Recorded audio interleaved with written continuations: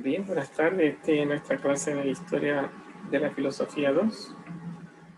Si alguno no quiere recordar sobre qué tratamos la última clase, dónde estamos, este es el momento.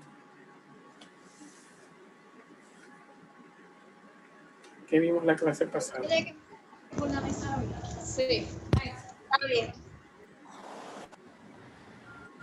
Yo, maestro. Adelante. María. Bueno, luego de dar las pautas de la entrega del trabajo final y de la entrega del examen y dónde se iba a enviar y el asunto y todo eso, estaba hablando del liberalismo o antropocentrismo liberal, que ya en la edad contemporánea el liberalismo es quien arropa toda esta época. También decía que al racionalismo, empirismo y criticismo de la época moderna se le llamaba antropocentrismo noxiológico, porque lo que imperaba era el conocimiento humano, no el conocimiento teológico ni la naturaleza, y que las bases del liberalismo tenía su base con tres grandes pensadores, que era el primero John Locke, que era el padre del liberalismo, y también estaba, creo que era Jean-Jacques Rousseau, con todos los hombres nacen libres, pero la sociedad los corrompe, creo que era. Y Thomas Hobbes, con que todos los hombres nacen libres, pero la sociedad los corrige. A ver, ¿qué más?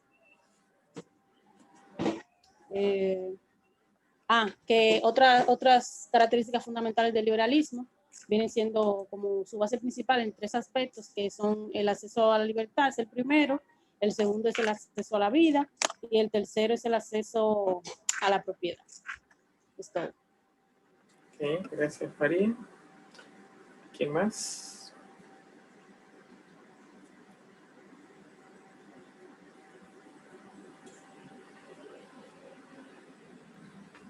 Sí, maestro, también que a partir de la Revolución Francesa, con el nacimiento de lo que es la Ilustración, se impone ya no una filosofía de antropocentrismo nociológico, sino que ahora se impone una filosofía de antropocentrismo liberal, donde comienza lo que son los excesos, donde el hombre ya no está a luz de lo que es Dios ni la naturaleza, sino donde el hombre es el centro del mismo.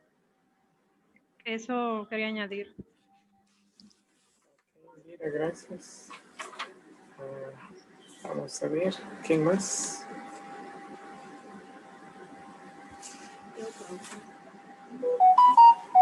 Adelante. Usted mencionó que con el liberalismo nació la democracia, la república, la sociedad constitucional. Eso es lo que quería añadir. Ok. Bueno, entonces nosotros somos hijos del liberalismo, ¿verdad? Porque el liberalismo fue un invento, para decirlo de alguna manera, de lo que era la Ilustración. Mientras España estuvo dominando, recuerden que Colón entró aquí en el 1492. Eso es 92. Sería 8 años antes, casi 7 años, porque fue en octubre, ¿no? Casi 7 años antes de que termine el siglo del 1400, o sea, el siglo XV estaba terminando. Entonces, España comienza a ser dueña de América en el siglo XVI, en el 1600. España comienza a ser la dueña de América. Lógicamente que ya pasa un siglo, 100 años, y si se acercaba Francia, Inglaterra, pues eran en la historia se le conocen como piratas, corsarios. Los corsarios son los piratas que están apoyados por el Estado de su tierra, ¿verdad? Si entraban ingleses para España eran piratas, porque esta tierra eran de España, toda América. Y como España tenía una flota de barcos en el mar, que fuerte, que todo el mundo le tenía miedo, pues no se movían mucho contra España por las riquezas que España, aunque había salido de una pobreza, con el descubrimiento de América y la extracción del oro, primero en la Hispaniola y después en México, pues España pudo costear y convertirse como en la matatana durante ese siglo. Pero en el otro siglo, en el siglo XVI, en el XVII, porque el siglo XVI es el siglo del imperio español. Pero ya en el siglo XVII, ya estamos hablando no del 1500, estamos hablando ya del 1600. Ya España comienza, las grandes potencias, Inglaterra, Francia, Holanda, comienzan a darse cuenta de la debilidad de España y de la grandeza del continente y comienzan a entrar en territorio americano, todos aquellos territorios de habla inglesas, porque ya España estaba muy concentrada en todo el territorio de habla hispanoamericana, ¿verdad? Es española, lo que hablamos español, lo que hablan italiano, que fueron invadidos ahí por, ¿cómo se llama? Al final ahí de España, bueno, se me fue el nombre. Entonces, el hecho es que de repente, cuando Inglaterra, Francia y Holanda comienzan a entrar, entonces, como había más intelectuales en esa potencia, porque en España había, cuando llegó aquí a España, gracias a la unión del rey Fernando e Isabel, había tenido 400 años de esclavitud por los llamados moros o los llamados musulmanes.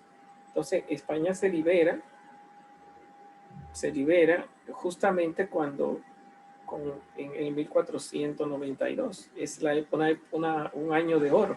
Se libera de la esclavitud después de 400 años, hace alianza, dos fuerzas, Castilla y Aragón, son dos regiones de España, hicieron fuerza porque se unió el príncipe de Castilla y el príncipe de Aragón. Fernando y Isabel se casan y entonces España se hace fuerte con esta alianza.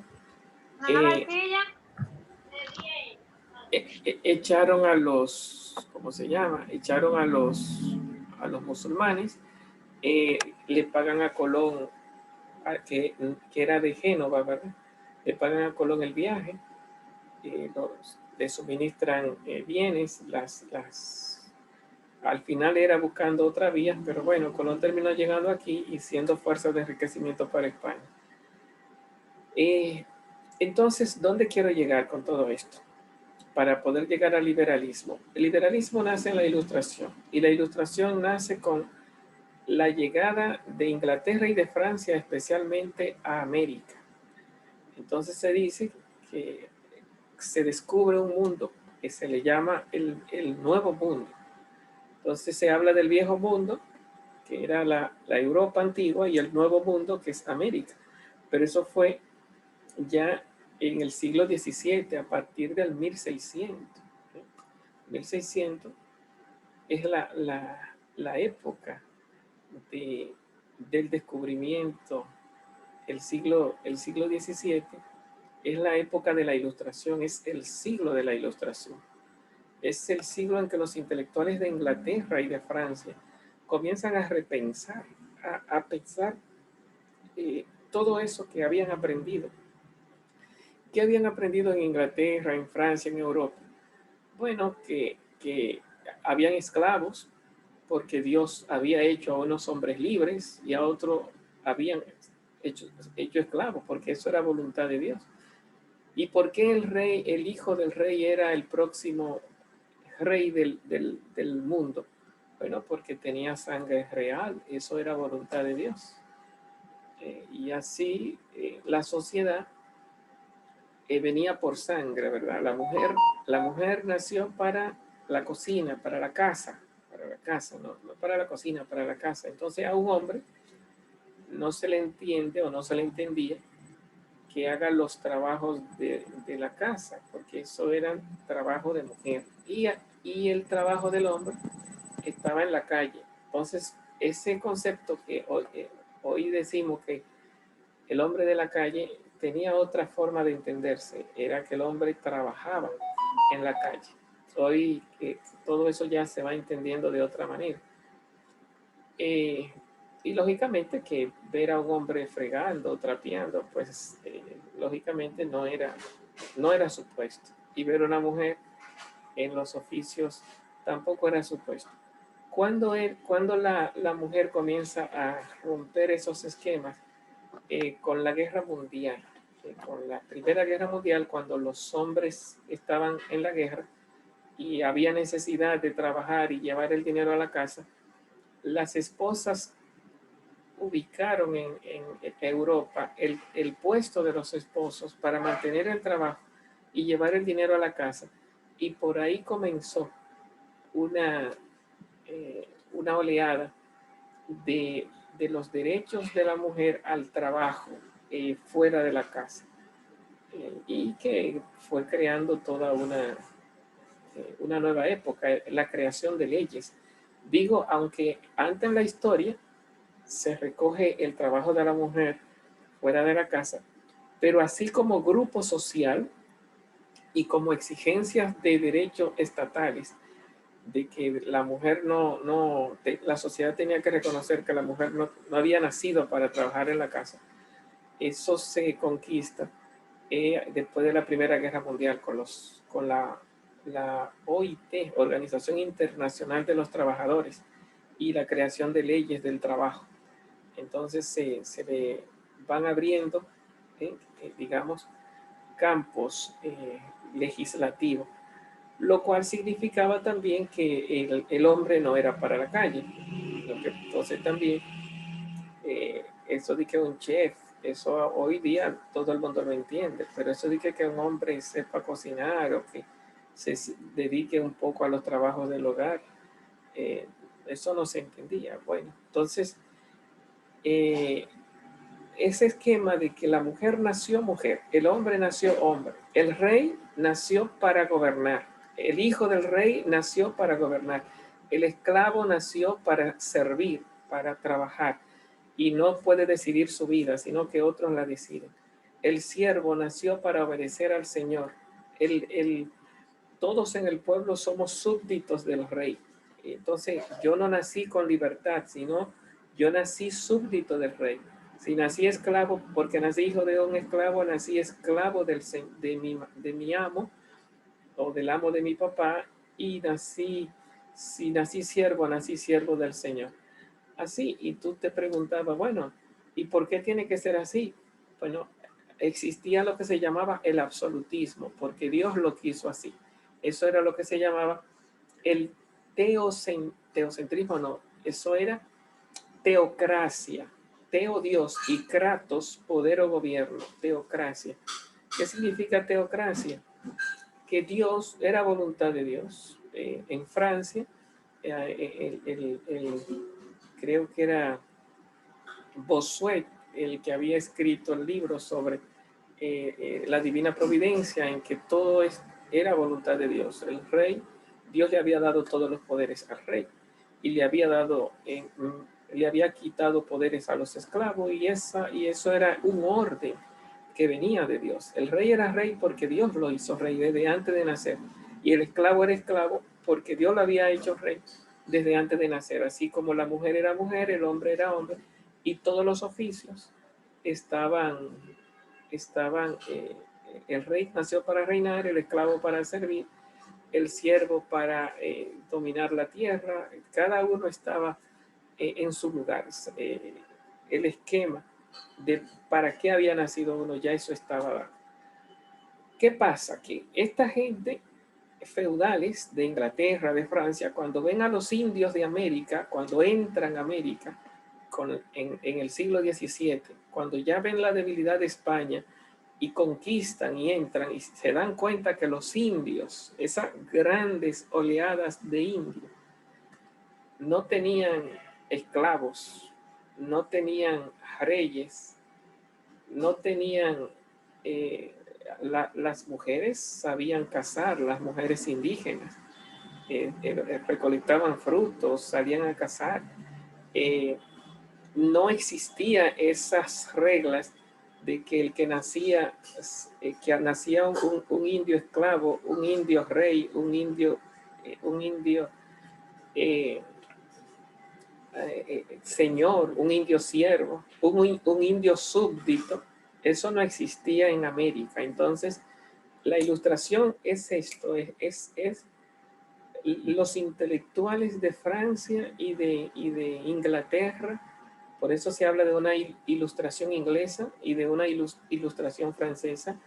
Y como Inglaterra fue la primera que se metió a dominar, porque dominaba las aguas, porque siempre Inglaterra, por ser isla, los anglosajones, ¿verdad? Por ser dos islas, dominaban mucho lo que era la marítima, y por eso fueron los primeros en invadir o entrar en América, en lo que es hoy Estados Unidos. Y al ver toda esa salvajada de indios, pues lógicamente comienza la revolución inglesa, los intelectuales, la ilustración inglesa. Y son ingleses. John Locke es inglés. Thomas Hobbes es inglés. Y la primera revolución fue la revolución inglesa, antes de la revolución francesa. La revolución inglesa ¿cuándo comenzó? En el 1666, 100 años antes de la revolución francesa. La revolución francesa fue en el 1789, 7, 8 y 9, ¿verdad? 1789 fue la revolución francesa, con la que inicia la edad contemporánea en la que nosotros vivimos. Pero 100 años antes, habría que decir en el 1660 y 79, pero no se cuenta así tan exacto, se cuenta un año antes y un año después. Sería 1600, sería 1789, 1690 y 1688.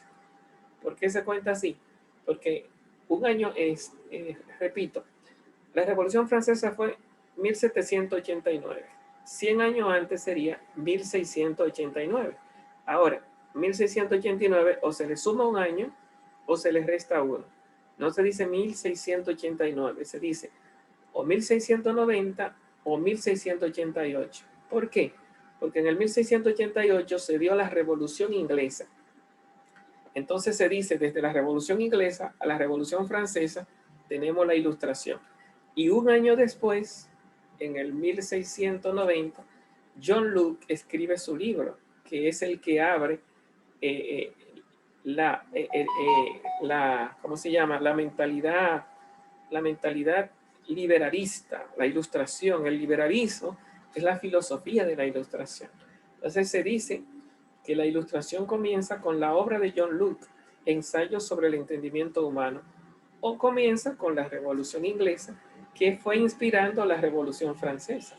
La Revolución Inglesa no es más que el quitarle al rey, el rey Juan sin Tierra, que tenía miedo ante Francia, y entonces por miedo se declaró vasallo del Papa, para sentir como el Papa tenía poder militar por las cruzadas, para que Francia no se metiera con Inglaterra.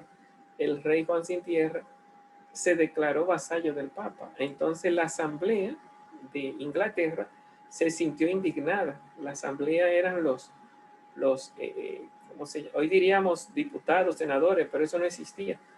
Lo que existía era el Parlamento de Inglaterra. En el Parlamento estaban los lores y señores, que estaban constituidos por los burgueses, que eran los ricos del mercado, que estaban surgiendo por el dominio del mar, llegando a América. Eran gente que no eran feudales. Los señores feudales, que eran los dueños de la tierra, eran el otro grupo de poder. Entonces los feudales, juntos con los burgueses, juntos con los grandes representantes de la tierra, comenzaron a discutirle al rey y obligaron al rey a firmar un documento que se llamó Carta Magna. Así comienza lo que se llama la Constitución, que hoy nosotros tanto celamos. como el conjunto de leyes que el pueblo le da al rey, para que el presidente no puede hacer lo que le da la gana, sino lo que el pueblo le limita con la Constitución. Entonces, la Constitución nace allí en el 1688, porque la Asamblea se rebela contra el rey y le obliga a firmar una carta con aquella frase del rey reina, pero no gobierna. O sea, que tuvo que declarar, no sé, constituir un primer ministro para que se encargue de los poderes de administración del poder. Y el rey no lo mataron, por eso todavía Inglaterra tiene reinos que son más diplomáticos que militantes, pero el poder el ejercicio del gobierno del poder pasó al primer ministro y a la asamblea. Son los que gobiernan en Inglaterra. Y el rey perdió los poderes, aunque sigue habiendo rey en Inglaterra. Bueno, todo esto, más estos cambios, ¿verdad? En que el rey ya no viene por voluntad de Dios, sino que el pueblo tiene el poder de quitarle al rey el poder. Todo esto de que van viendo el indio de América, que inspiró la obra de John Locke, que los hombres nacen libres. Yo no nací súbdito de ningún rey. Yo no nací, los esclavos, hay esclavos, pero los esclavos no son, en América no hay esclavos, eso es un invento de Europa. Entonces se cambia la mentalidad de que eso no es voluntad de Dios. O sea, el que los hombres sean libres o esclavos, reyes o señores, o que estén hechos para el trabajo fuera de la casa, se rompe aquello de la teocracia. Eso no es voluntad de Dios. Eso es ordenación social. Entonces eso es voluntad del hombre, no voluntad de Dios. Entonces se comienza todo aquello de que el poder es del pueblo. Es el concepto de democracia, ¿no? Contra el concepto de teocracia. Teocracia era, teo es Dios y krato es poder. Teocracia era que todo poder viene de Dios. Democracia, demo es el pueblo y kratos es poder o gobierno. Democracia es que el poder viene del hombre, del pueblo. Como definirá más tarde Abraham Lincoln, el poder del pueblo, por el pueblo y para el pueblo, ¿no? El mejor concepto de democracia que se ha dicho, ¿verdad? Entonces, no es que la democracia no hubiera existido, la democracia comenzó en Grecia muchos años antes, pero aquí con el encrudecimiento de la historia, la democracia se rescata, la democracia, y se rescata también lo que era la república, el concepto de república. El concepto de democracia es que el poder viene del pueblo y es el pueblo quien elige al rey. No es el rey quien gobierna al pueblo, es el pueblo quien le dice al rey lo que el rey tiene que hacer. Por lo tanto, se le quitó el concepto de rey y se le puso el nombre de presidente. El que está delante, el que preside, no es el que reina. Entonces, y es el pueblo quien elige al rey y es el pueblo quien le da los poderes al rey. Entonces, recuerden aquella frase, voz populum, voz Dei. La voz del pueblo es la voz de Dios. No es Dios el que hace a un rey. Es el pueblo quien constituye a sus reyes. Son bases dolorosas para la iglesia del momento, que la iglesia se va dividiendo, el cristianismo se va dividiendo, se va rompiendo, los soberanos eclesiásticos van perdiendo poder, se van difamando, la iglesia va perdiendo y se va dividiendo. Nacieron ahí las tres grandes iglesias, los tres grandes cristianismos. ¿Cómo se llama esto? La reforma protestante con Lutero, el anglicanismo en Inglaterra, que el rey asume todos los poderes de la iglesia, y Juan Calvino, el calvinismo. Todo eran formas cristianas, pero ya no sin la iglesia, ¿no? Eso era forma también de que, así como el rey fue perdiendo poder, al papa se le fue quitando todos los poderes que tenía, los poderes eclesiásticos, los poderes militares que tenía, los poderes de de erigir, por ejemplo, aquí no se hacía nada si el Papa no editaba un decreto que se llamaba una bula. Entonces también todos esos poderes políticos los fue perdiendo la Iglesia. Bueno, entonces es una sociedad sumamente convulsiva, interesante, ¿no? Que fue preparando lo que hoy somos, creándonos, quitándonos todas las autoridades de arriba, ¿verdad? Increíble como hoy una persona está como huérfana, ¿no? De que está ahora, no tiene, visto desde otra óptica, ¿verdad? Porque si tú traes una gente de esos tiempos para acá, se siente protegido por el rey, por el amo. El esclavo tiene un dueño, un amo, que se encarga de que coma, de que beba, de que esté en salud. Aunque tiene que trabajar, claro, para él. El súbdito tiene un rey, o sea, nuestro rey nos va a proteger. El siervo tiene un señor. Pero nosotros ahora mismo estamos en una libertad, pero también estamos en un desamparo tremendo, ¿no? El sálvese quien pueda. Si tú tienes que buscártela buscando cuarto y matando a otro, porque no hay quien te proteja. Todo el mundo está contra ti y tú estás contra todo el mundo. Entonces vivimos en un mundo de violencia. Estamos matándonos unos con otros. O sea, no podemos salir a la calle porque nuestra libertad se ha convertido en poder, en pequeños reyes. Yo mato a cualquiera y cualquiera me mata a mí. Entonces ya a cierta hora de la noche no se puede salir a la calle. Eso no siempre fue así, porque antes existía el rey, existía el señor. Tú no te podías meter con el esclavo porque él tenía que pagarle al dueño del esclavo. No te podías meter con el siervo porque estaba protegido por el señor. Y así sucesivamente. O sea que lo que nosotros, hay muchas cosas que a nosotros no nos gustan de ese tiempo, pero había cosas que sí eran buenas. Si tú traes una gente de esa para acá, seguro que vuelve para atrás. De que aquí está tú, ve a ver cómo tú te las arreglas. Pero se convirtieron en conquista el vivir por el dinero, ¿verdad? Hoy nosotros vivimos, como dijo John Locke, propiedad privada. Nacemos con derecho a la propiedad, derecho a la libertad y derecho a la vida. Si tú tienes libertad y vida y tienes trabajo para ganar cuarto, pues haz tu vida. Esa es la teoría del liberalismo. Solo que él no estaba viendo eso de que nos íbamos a convertir, eso que había visto John Locke, Thomas Hobbes, que el hombre tiene una raíz mala.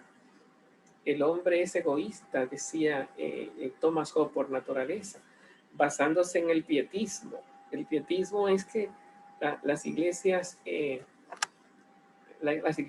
calvinistas decían que el hombre era malo por naturaleza. Eso es lo que va a decir Thomas Hobbes. Y que esa maldad viene del pecado original. El hombre es hijo de Adán y hijo de Eva y tiene su naturaleza. El hombre tiende al mal. El hombre y la mujer tienen una naturaleza caída. El hombre cayó en el pecado, tiene una naturaleza caída y fue expulsado del paraíso. Entonces, esa teoría, en la mentalidad de Thomas Hobbes, que era filósofo, dice, el hombre es un lobo para el hombre, homo lopus hominis, el hombre, donde hay dos hombres, lo que hay es desgracia y destrucción y muerte, se van a matar. ¿Por qué? Porque cada uno lo que está buscando es su propio interés.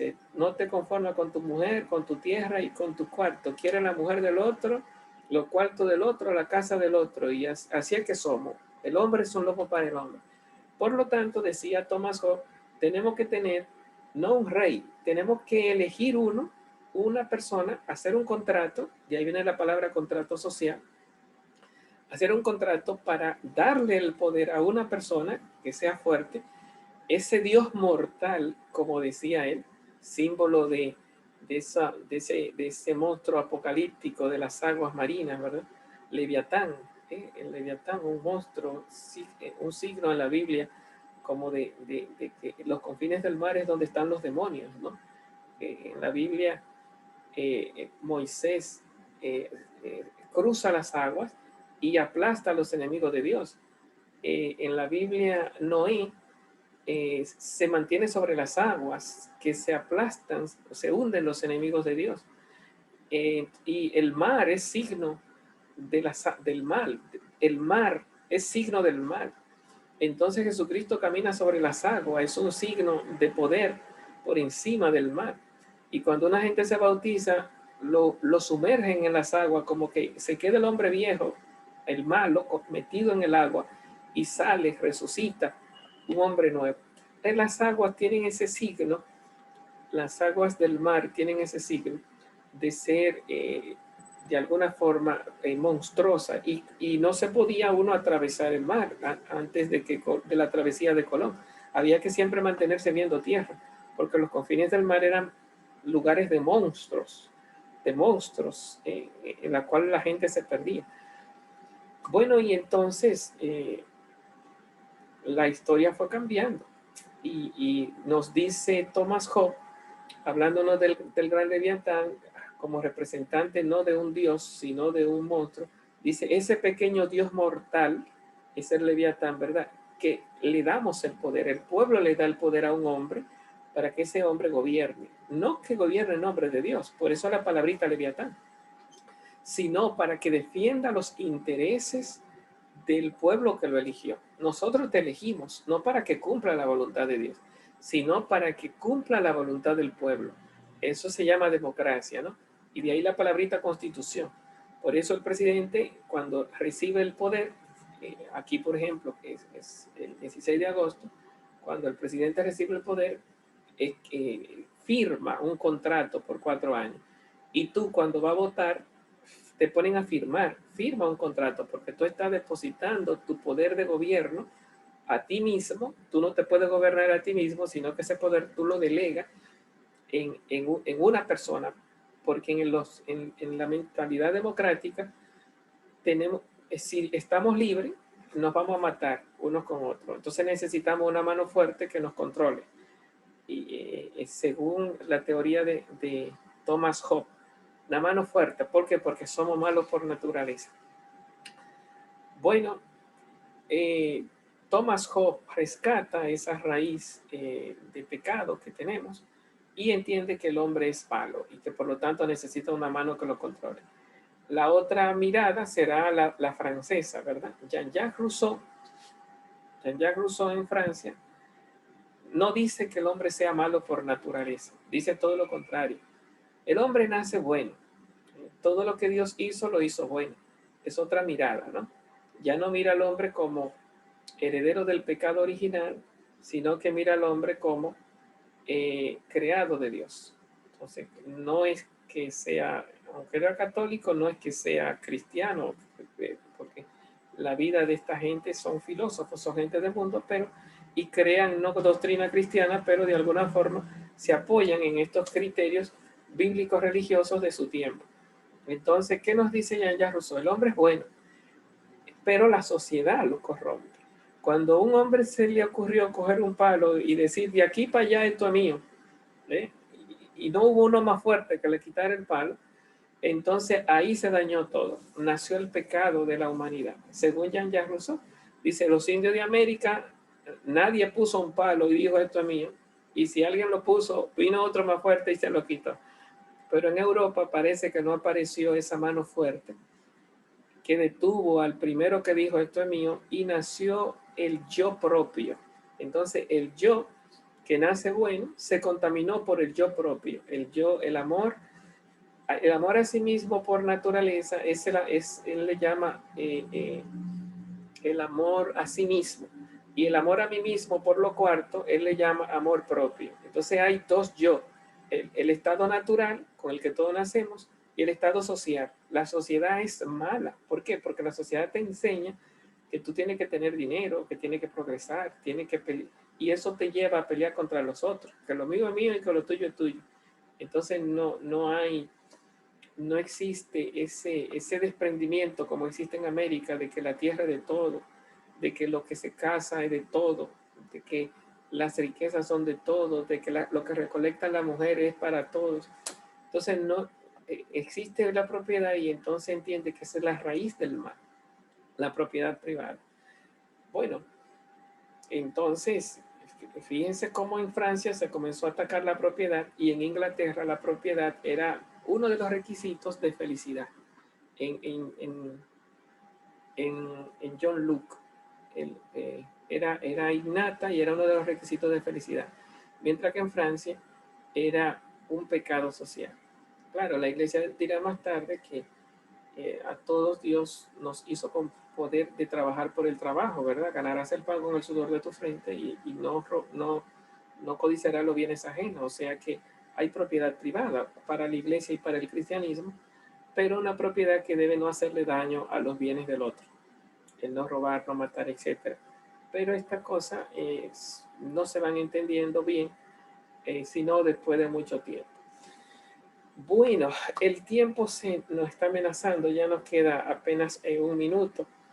Yo les invito a entrar dentro de 10 minutos, cuando falten 10 minutos para las 3, para cerrar el tema, pasar la lista y darle los indicativos para el trabajo y el examen final, que aunque estén dados, hubo un cambio de planes porque no podré encontrarme con ustedes el día 5. Entonces nos vemos en 12 minutos, cuando falten 10 para las 3. Hasta luego.